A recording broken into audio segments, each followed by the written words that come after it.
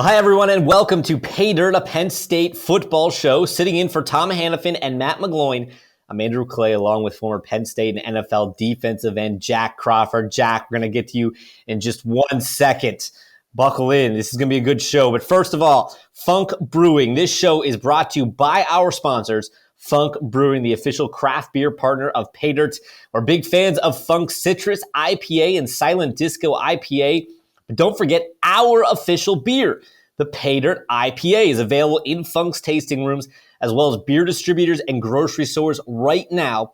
Funk has so many great beers to choose from their tap rooms in Emmaus, Elizabethtown, and York, right here in Pennsylvania. You can find a variety of Funk Brewing beers at your favorite beer distributor and grocery store. Visit funkbrewing.com to learn where you and how you can get their fantastic products. Must be 21 years or older to purchase. Please drink responsibly.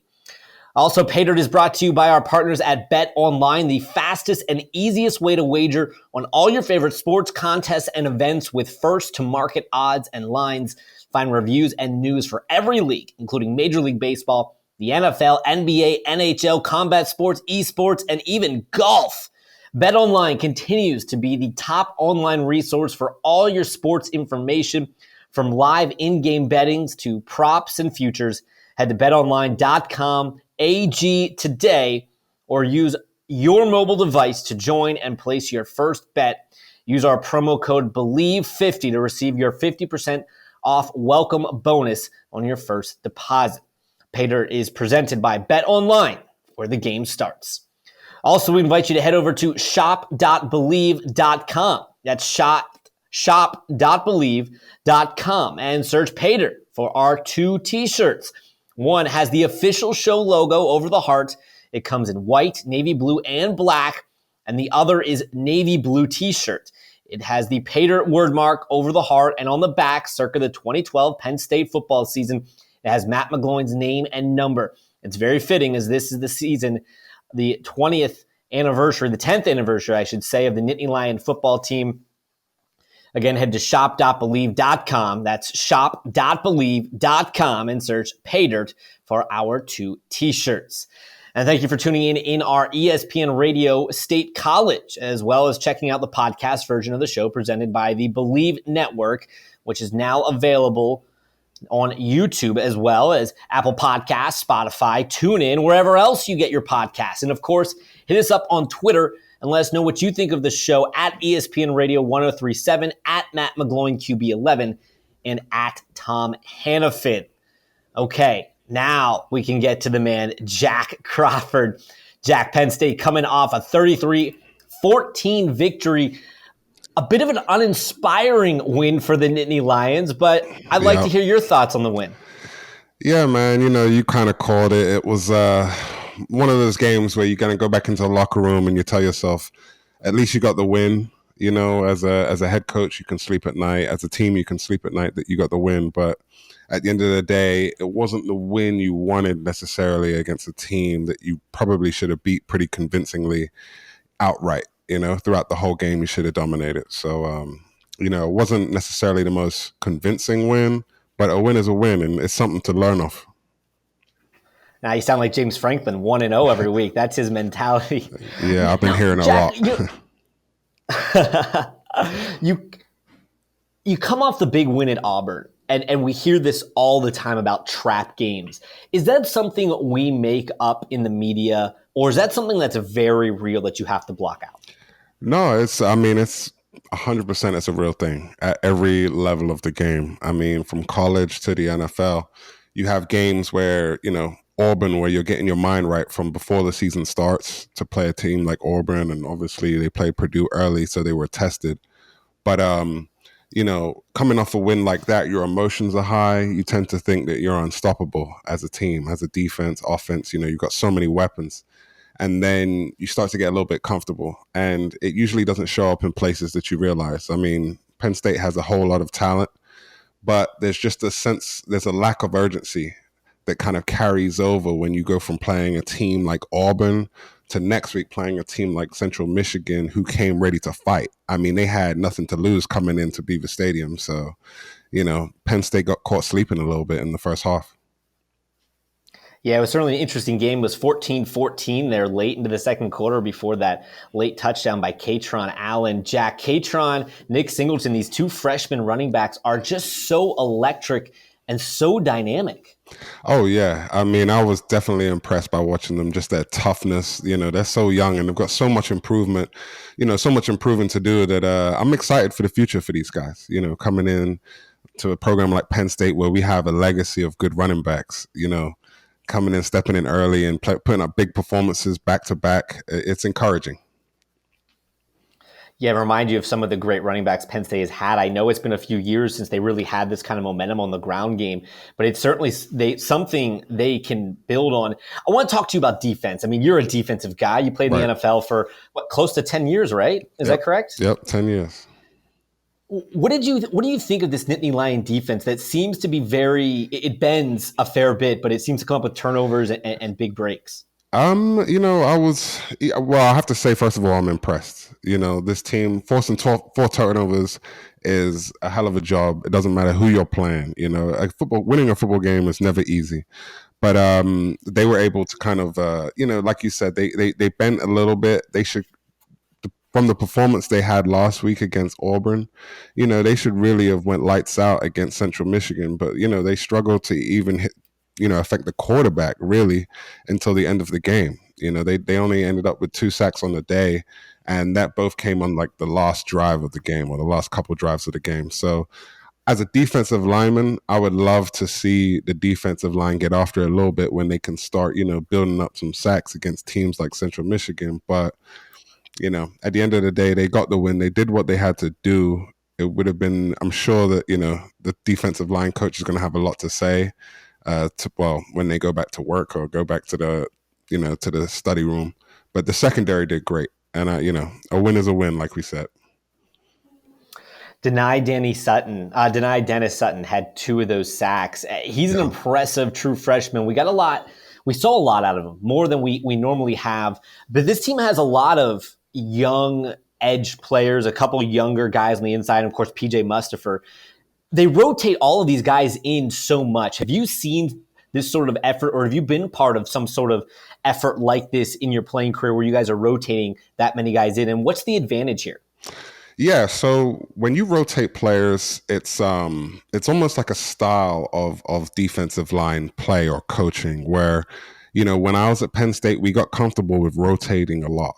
And so we had a lot of guys who were able to play at that level, at a Division I level in the Big Ten, and rotate and keep that level of play going.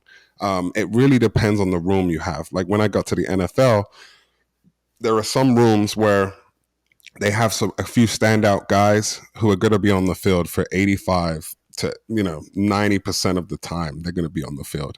And so, and rotating with them, it's hard because you don't get on the field that much, and then you get in and you're cold, you're stiff, it's hard to kind of get in a rhythm.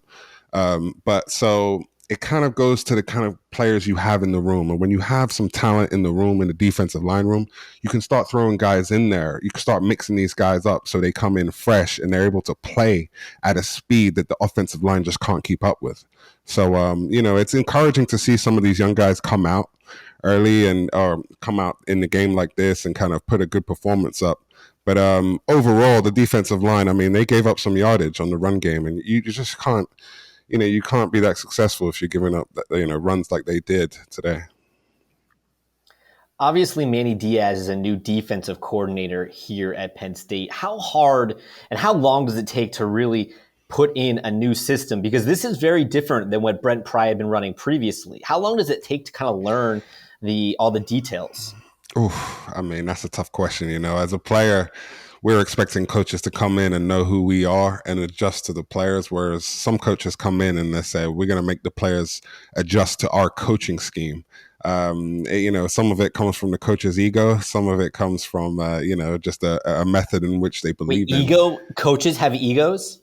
Yeah, I mean, didn't know coaches had egos. In some cases, coaches' egos start to come through. But it's it can be a battle, and it's never easy to kind of get the it's an art, and this is what wins championships, is finding the right coaches for the right defenses, and being able to get all of your players on the same page, making a defense simple enough that your players can play at full speed, but also kind of throw the other team off balance. And I think that the defense coordinator Diaz, he's been doing a good job so far. I mean, last week in Auburn was super impressive game. So I'm excited to see what is to come for the rest of the season. You mentioned how well the secondary played in this game. To you as a defensive guy, what specifically stands out? Oh, just the athleticism, man. They're all just super athletes, and they're all kind of playing in unison. A secondary like that helps the defensive line, helps the linebackers get home. So it's you can't always rely on them, but they're athletes, and they challenge and they play hard, and they're physical too. So it's always it's a blessing as a defensive lineman to have a secondary that can play like that. We should be putting up a lot of sacks. You talking about athleticism. Abdul Carter is a guy who's played so well this season. He's a freshman. He's young. He's athletic. He's drawing Michael Parsons, LeVar Arrington comparisons. He wears number 11, so it's really easy to understand where those comps come from. But what do you see out of a guy like that that's so athletic, and what did you see out of him today that you liked? He likes to fly around. I saw some physical hits, which is like, obviously as a linebacker, you expect a level of physicality out of them. But he really threw his body in there, and he's so young that you can only expect that it's going to improve in the future. A guy like that, he's got off to a hot start at Penn State. There's no better place to be a linebacker playing with number 11 on your back. I'm excited for his future. I'm not the type of person to speculate of what's to come. The sky's the limit. As a player, it's up to you how much you improve. So, hopefully we see more out of him as the season goes on. You and I walked around Penn State campus. You didn't know me, but we walked around together, okay? Yeah. We were both on campus around the same time. The linebackers over the last couple of years are very different than the linebackers of yesteryear. Those were the bigger, thicker, thumper, the Paul Posluszny, the Mike Hall type. But now we're seeing more of the Jesse Lukettas, the Micah Parsons, the now Abdul Carters. When you change to an athletic linebacker like that and go away from kind of that more Brian Urlacher style, how does that change what you can do defensively? Oh, I mean, there's so many variables in which the defense can change when you add some speed in there. And that's not to take away from some of the speed that we've had. I mean, I've seen Sean Lee, chase some guys down from across the field quicker than some, safeties. So we've had some speed back there. I just think that the game is evolving and defenses are evolving, where linebackers are becoming more versatile. Sometimes they're rushing, a lot of the times they're rushing the quarterback. Next thing you know, they're dropping in coverage. They're chasing guys, from sideline to sideline.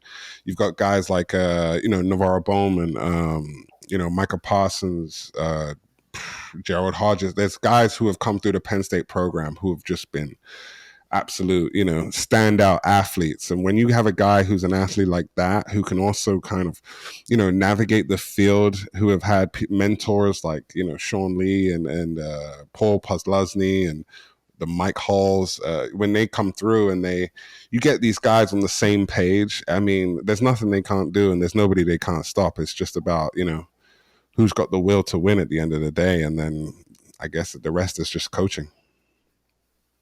Yeah, and Dan Connor is currently on this staff. You want to name drop another great Penn State linebacker. Let's switch to the offensive side of the ball now. Sean Clifford was very, very inconsistent today. It's kind of been the story of his career, as well as Drew Aller has played. Do you think at some point that there is a tough decision to be made if Sean Clifford doesn't find consistency? Always. There's always that point of a tough decision, because that's a coach's job. And to have, you never want a quarterback or any other player on the field getting comfortable. And, today the coach is going to say, good job, you won the game. You're the starting quarterback for next week. But as a quarterback, you should always be looking over your shoulder, understanding that you're never safe. You're never safe in there on the field. Just because you're the leader of the offense doesn't mean that your job is safe. And Sean Clifford, I mean, he's a hell of a player, and I'm not one to speak about, criticizing what quarterbacks, what they should or shouldn't have done. He does take a lot of hits. What I've noticed is, I mean, when he runs the ball, he takes hits, which, after playing in the league for 10 years as a quarterback, it's just not sustainable unless you're like Lamar Jackson, where somehow you can kind of avoid, you're the best like runner on the team also. But, yeah, Sean Clifford, I mean, for me, it stood out that he takes a lot of hits. And today I felt like Central Michigan challenged him. They challenged him. I mean, Penn State have been relying on the run game, and now they challenged him. Make him throw the ball. That's what we do as defensive linemen or a defensive coordinator. When we have doubts or we're skeptical about a quarterback's ability to throw, then we'll make them throw the ball. We just want to stop the run game. And that's what teams are going to do with Penn State, because they understand that the running backs are where, that's where they're dangerous. So, he's going to keep getting tested. After a game like this, he's going to continue to get tested. And I'm sure he's going to be, in his books watching tape, and he's going to be hard on himself to kind of keep improving throughout the year. Andrew Clay and Jack Crawford sitting in for Tom Hannafin and Matt McGloin today. Jack, of course, is a former Nittany Lion defensive end, played in the NFL for many years. I am the sports director over at Nittany Nation WTAJ TV here in Altoona and State College. We are talking about Penn State's offense today, and specifically Sean Clifford. You mentioned they challenged him. You mentioned Central Michigan challenged him to win. What were they doing that was to challenge him? Well, they were stuffing the box. I mean, they weren't letting the runners get off early in the game, and they made a point about that. I mean, I'll blame it as a whole team effort, and it was as an offense. Maybe the offensive line weren't knocking D-line back enough, but it just was you could see that Central Michigan were just stuffing the box, and they were challenging, the Nittany Lion offense and the wideouts and Sean Clifford to kind of win their one-on-ones in the passing game. And man, Central Michigan showed a lot of heart today. I mean, to be honest, my analysis of the game was that Central Michigan came to play, and they weren't backing down. Even in the fourth quarter, when the wind became out of reach, they still weren't backing down. They were still getting after the quarterback. I mean, I wasn't expecting to see Sean Clifford in the fourth quarter, but we did. And he played all the way up until the fourth. And, you always want to put pressure on a starting quarterback like Clifford, and you always want to have his backup like Drew Alla kind of waiting, and the crowd love him. He's a mountain of a man. But, you also don't want to, you don't want to play on the starting quarterback's confidence too much. So you got to kind of build him up, but not let him get comfortable, which is a hard balance for an offensive coach to do. So they're going to continue to challenge him. They're going to continue to stuff the box. All these teams that come into Beaver Stadium or that Penn State play on the road, they're going to continue to load the box and just try to shut down those elusive running backs, because they're very dangerous. And then they're going to challenge Clifford to kind of go to the air. Are you a fan of rivalries? Are you a fan of smack talk? Do you like to stand out from the crowd at tailgates? If so, head over to Smack Apparel and check out what their team is geared up for this football season. Their Let There Be White tee is the perfect gear for those famous whiteout games at Beaver Stadium. Or get straight to the point with the worst tee for all the Ohio State haters out there. Smack Apparel makes the gear that'll have everyone asking where you got it. They have the must-have tees for all your teams, including pro football, baseball, basketball. Every fan is covered.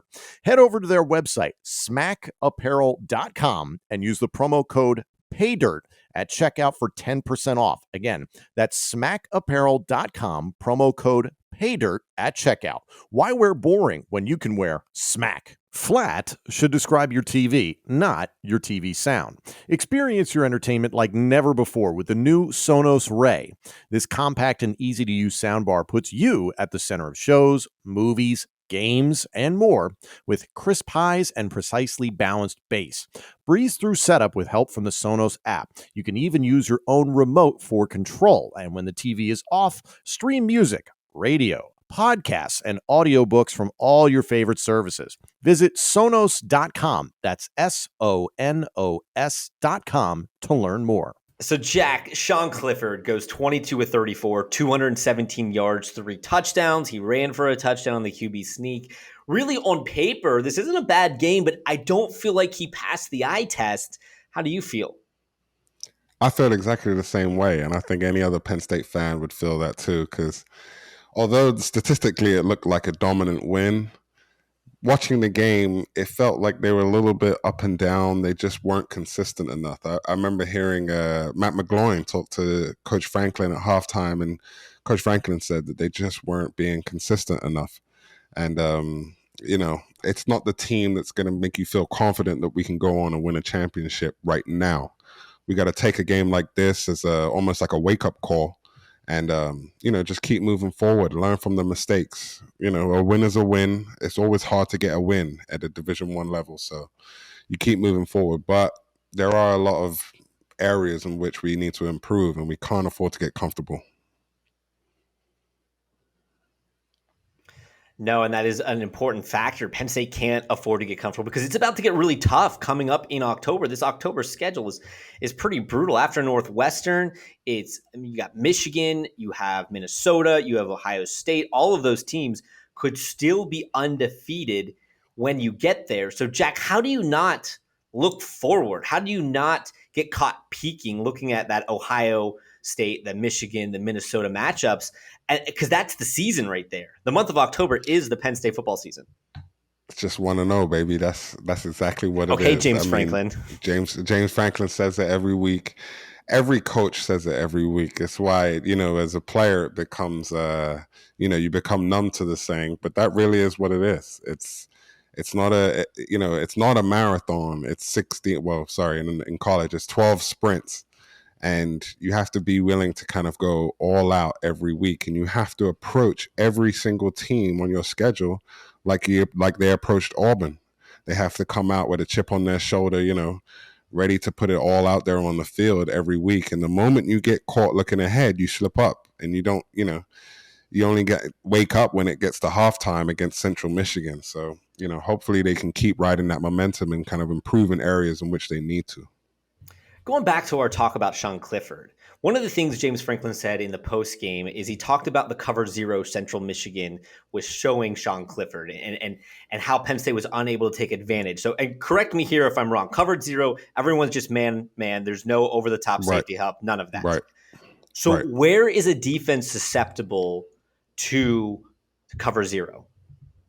Well, it's just your one-on-one matchups. They're relying on their talent they have at receiver and their quarterback to kind of just out-talent the secondary of Central Michigan. But Central Michigan came to play, and they showed up with a lot of heart today, and they weren't backing down from Penn State, from the Beaver Stadium, from 106,000 fans in Happy Valley.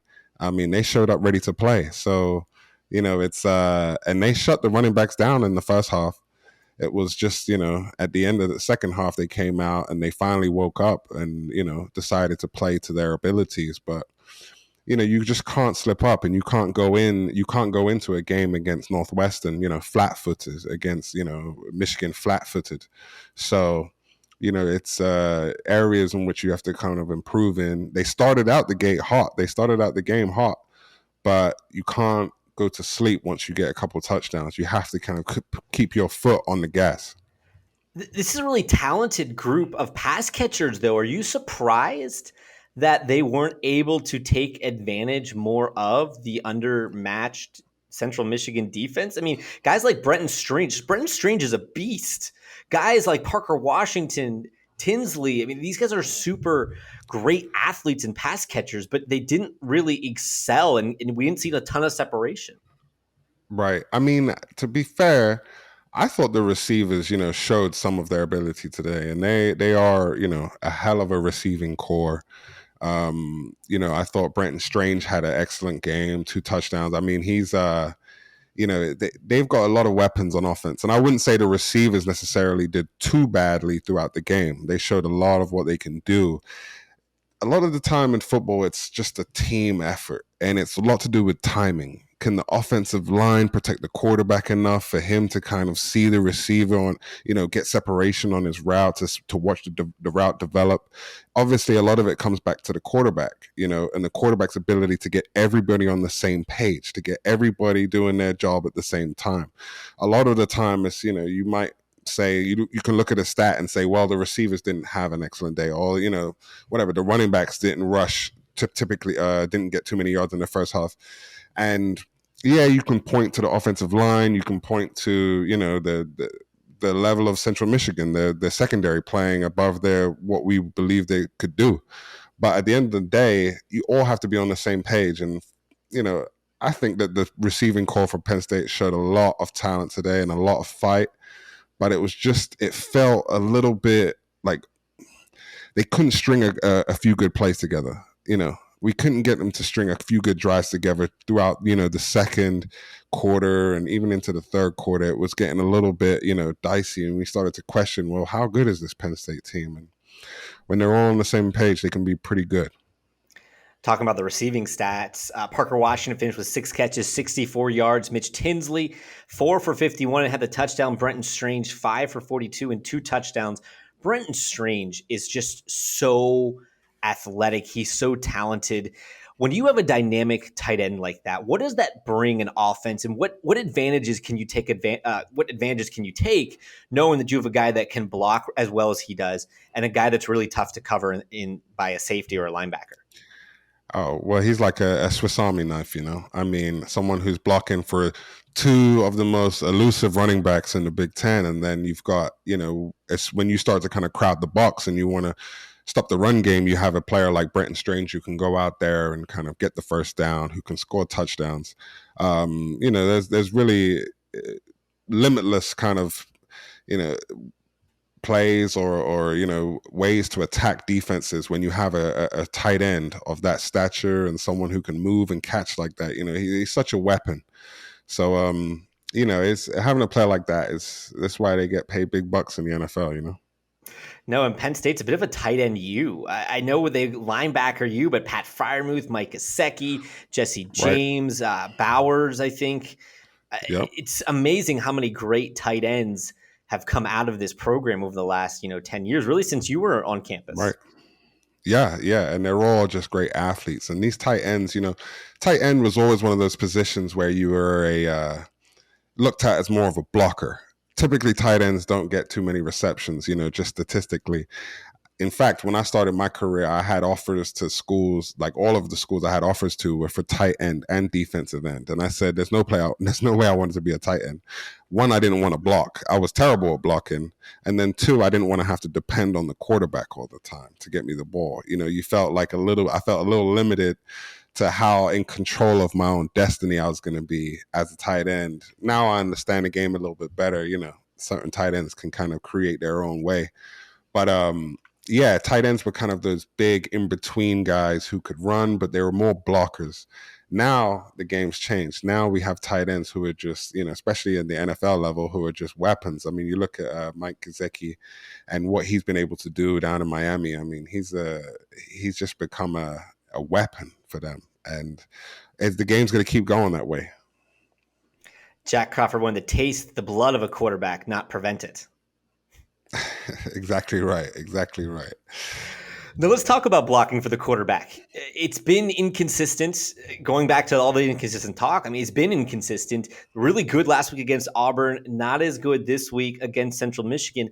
As a defensive end, when you watch that offensive line play, what do you have? What you're licking your chops at something. I know it. I know you're seeing something that you're saying, oh, I could exploit that. What do you see that you think you could exploit or teams can exploit on that Penn State offensive line? Well, I think that's tough to say between, like you said, between last game and this game. I felt like the offensive line came out a little bit flat-footed. Number one thing, as a defensive lineman, I'm going up against Penn State. First of all, we know we have to stop the run. That's first and foremost. We have to stop the run game. If we don't stop the run game early, like Central Michigan did, it's going to be a long day. And the last thing as a defensive lineman you want to be doing is playing, third and one, second and one downs where it's just, pure punishment on your body. You want to get after the quarterback. That's the fun part of being a defensive lineman. So, looking at the offensive line today, I felt like they came out a little bit flat-footed. They weren't kind of hanging on to their blocks as long as they could have. They were a little bit sluggish, kind of running the ball or going down the field, and then pass protecting, they were kind of a little bit lackadaisical. They let Clifford get hit a few more times. So, if I was watching tape, I'm just looking at them as looking to outwork them. If you just keep working, then maybe you can catch one of these guys slipping and get yourself a sack. But, I think that they're going to learn from this. I think they're going to come back and they're going to understand the challenge that lays ahead of them, and they're going to just up the effort. I didn't see anything that was particularly egregious. I just felt like they didn't play with enough effort that it's going to take to kind of get to a championship. How do you not play with the spark or the energy or the effort? You've mentioned several times this team comes out flat. How does that happen? This is a Division I football game. This is a game is a game is a game. Right. How do teams come out flat, and whose responsibility is it to get a team to come out firing? Right. I mean, Andrew, I could tell you every answer under the sun, but if I did, I'd be lying, because I've been part of those teams myself. I've been in that exact same position where we've came off 2-3 games. One of the games that's notable in Tennessee, when I was with the Tennessee Titans in 2020, we had come off a 3 or 4 game win streak, and we felt hot, and we were playing against a Cincinnati team that was, I think they were maybe 2-8 at the time, or 1-8 or something like that. And they just whooped us out the stadium. I mean, they ran the ball all over us, and we felt like we couldn't get our foot in the ground the entire game. And, it's hard. Every week, the head coach, Coach Franklin's going to go and tell them 1-0 and tell them how much is at stake for that week, and how much, even though you're playing a team like Central Michigan, there's a lot that you get from a game like that. Those games mean a lot. They mean something, especially to the guys who are trying to earn a job, or guys who are trying to get to the next level. They mean a lot. So you want to go out there and play at your best every single week. But something in your brain tells you that we beat Auburn last week, we should wipe the floor with Central Michigan this week. And it's hard to turn that switch off. It's hard to get yourself mentally prepared to play Auburn every week. And this team like Central Michigan comes into Beaver Stadium with nothing to lose, thinking to themselves that even if we lose, that's what's expected. So why don't we just go out there and play with nothing to lose, and play, with a chip on our shoulder? And they did that. And it's hard, man. If I had the answers for you, I would be a Super Bowl winning head coach, but I'm not. And coaches struggle with it because they try and do it every week, week in and week out. They try to motivate their guys. How could you get a player? How could it be hard to motivate a player who's playing in front of 100,000 fans in the stadium? Right. I can't answer that question myself. I don't know, but it's hard, man. It's hard to get yourself in the mindset to play a team like Auburn every week and show up and affect the quarterback and run the ball on the ground and get your receivers down the field making plays. It's hard, man. It's hard. It's a hard thing to do. But, you keep grinding, you learn from your mistakes, and, you just keep pushing forward. Maybe one day, Jack, you'll be a Super Bowl winning head coach. Maybe one day, man. When I figure out how to motivate these guys, and, when I figure out how to get guys to play like McGloin did on the clip they showed on TV today, and managed to dive, making diving touchdowns, then maybe one day I'll be a Super Bowl winning head coach. Are you looking for undeniably good hair and beard care? Then Maestro's Classic is perfect for you. Maestro's has beard washes, beard oils, beard butters, plus hair gels and pomades. It's one brand for every man. Visit maestrosclassic.com. That's MAESTROS classic.com and use our promo code PAYDIRT15, PAYDIRT15 at checkout for 15% off your order. Maestro's Classic, crafting a better you. He is Jack Crawford. I'm Andrew Clay. We're filling in for Tom Hannafin and Matt McGloin today. Jack, of course, a former Penn State football player, played for about 10 years in the NFL. I am, of course, the sports director for Nittany Nation here in Altoona State College, also WTAJ TV. We have just a couple more moments here on the show. Jack, fun anecdote for you. We went to Penn State at the same time. Yep. And the first time I went to an interview, like a football presser, I believe I interviewed you after Coach Paterno spoke and did his Tuesday press conference and on the field. I know you don't know any of this, but I think you were actually the first person I interviewed. So I thought this was kind of fitting Really? that, yeah, it was Wow, kind of look at cool that. to be paired back up with Jack Crawford The filling in here full on Pay circle. Dirt. Life bring you full circle. At the beginning, before my career, now at the end of my career.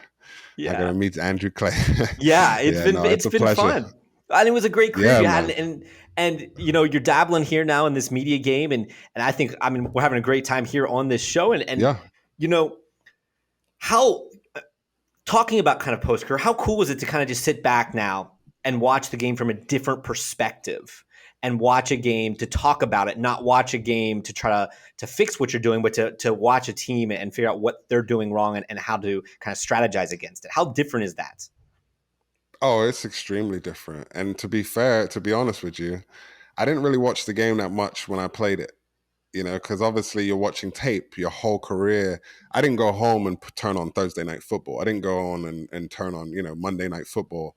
I was tired of football. I haven't watched football like this as a fan from the couch for 10 years. And it's different, man. It's bittersweet. It's bittersweet. I part of me is like watching the game is terrible. It's so boring. I like being on the field. I don't even understand why people watch the game when the real game is on the field and kind of being in battle with your brothers out there. But at the same time, I catch myself getting wrapped up in games. I don't particularly root for any NFL team, just guys I know.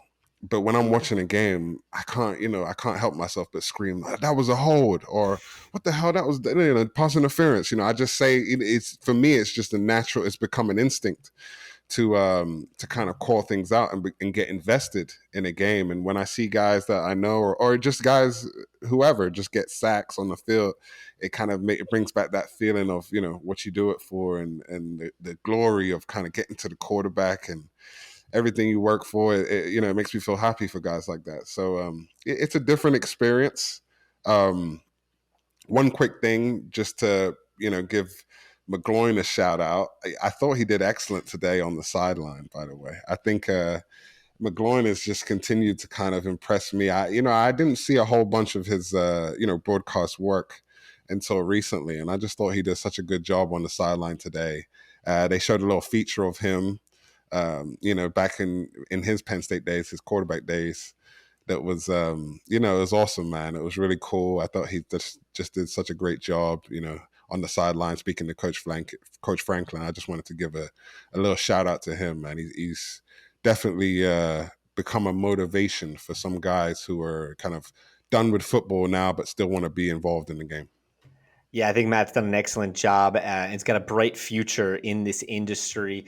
I'm sure he's happy, and I hope he's listening to us sit in for him this week. We only have another minute, but I want to sneak in one more question for you, Jack.